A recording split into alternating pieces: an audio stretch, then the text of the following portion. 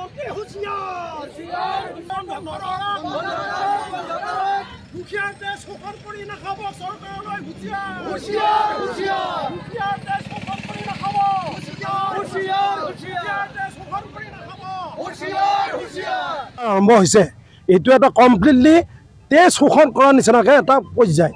চৰকাৰৰ বাকী ৰাজহ কিজানি নাই নোহোৱাৰ বাবে এইবাৰ স্মাৰ্ট মিটাৰ ধৰিছে আৰু স্মাৰ্ট মিটাৰৰ জৰিয়তে তেওঁলোকে আৰ্থিকভাৱে টনকিয়াল হয় আকৌ আমাক বিভিন্ন আঁচনি দি সেই আঁচনিৰে আমাক ঠগাবলৈ বিচাৰিছে। আমাক আঁচনি দিবই নালাগে যদি আমাক মূল্যবৃদ্ধি নিয়ন্ত্ৰণ কৰি দিয়ে। আমাক যদি যেতিয়া ৰাইজ এটা নিয়মিত গতিভাৱে চলি আছিল তেওঁলোকে চলিবলৈ দিয়ে আমাক আঁচনি কি কৰিব দিব লাগে? আৰে হাজাৰ হাজাৰ আঁচনি দিব তাৰপিছত আমাৰ পকেটৰ পৰাই ধনবিলাক তেওঁলোকে উলিয়াই নিব।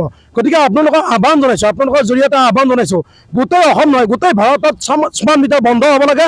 নহ'লে আপোনালোকে গম পাব যে 2026 কিন্তু তেওঁলোকে আৰু আশা কৰিব নোৱাৰে। আপোনালোকক আজিয়ে কৈ থৈ দিওঁ মানে অৱস্থাৰ সৃষ্টি কৰিছে যে আচলতে স্মাৰ্ট মিটাৰটো আছিলে যিটো ঔদ্যোগিক খণ্ড গুজৰাট আদিৰ দৰে ঔদ্যোগিক ৰাজ্যসমূহে এই স্মাৰ্ট মিটাৰ প্ৰত্যাহাৰ কৰাৰ পিছতো কি কৌশলগত কাৰণত আমাৰ অসম চৰকাৰে ৰাজ্য চৰকাৰে স্মাৰ্ট মিটাৰ অসমৰ দৰে এখন ৰাজ্যত বাহাল ৰাখিছে। এইটোক লৈ গোটেই আমাৰ আজি ৰাইজ জাগি আহিছে যে স্মাৰ্ট মিটাৰ আমাৰ প্ৰত্যাহাৰ কৰিবই লাগিব, স্মাৰ্ট মিটাৰ উঠাই নিবই লাগিব। এই স্মাৰ্ট শোষণ এই স্মাৰ্ট ঠগ চাতুৰি চল চাতুৰি অসমৰ ৰাজ্যে কোনো পধ্যেই গ্ৰহণ নকৰে, ইয়াক ওপৰাবই।